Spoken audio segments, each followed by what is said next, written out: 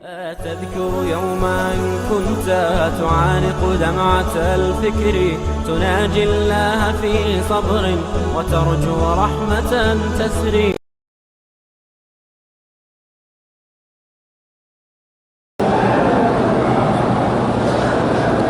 کہتے ہیں جی کہ مہر کی رقم کب دینی چاہیے؟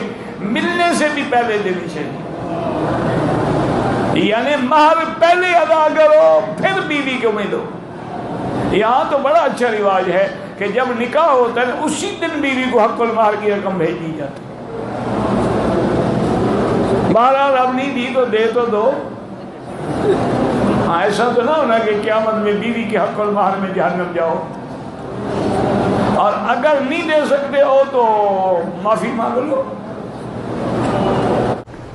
میری بیوی ناراض ہو کے میکے چلی گئی ہے، وظیفہ بتائیں آپ اللہ کے نام ہے نا، یا لطیف ہو یا ودود ہو یا لطیف ہو یا ودود، روزانہ ایک تسبیح پڑھ کے دعا کیا کرو کہ اللہ اس کے دل میں الفت دے اور اللہ تبارک و تعالی میاں بیوی کو دوبارہ صلح کی توفیق عطا فرمائے۔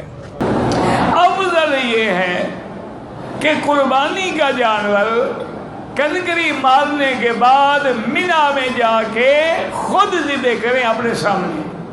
اگر رش ہے نہیں جا سکتے، عزیزیہ میں بھی مکے میں بھی جہاں یعنی پورے حد حرم میں جہاں چاہے ذبح کریں۔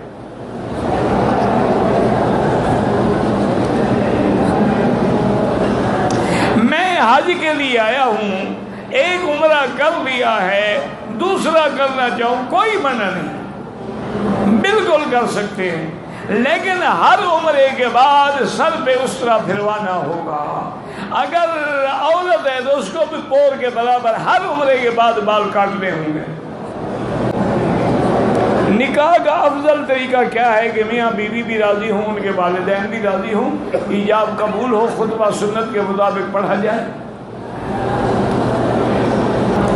میں نے لو میرج کی تھی، اب میری بیوی لڑائی کرتی ہے، گالی گلوچ دیتی ہے، اگر میں اس کو چھوڑنا چاہوں تو قتل کی دھمکی دیتی ہے، میں کیا کروں؟ یہ تو ہوگا صحیح،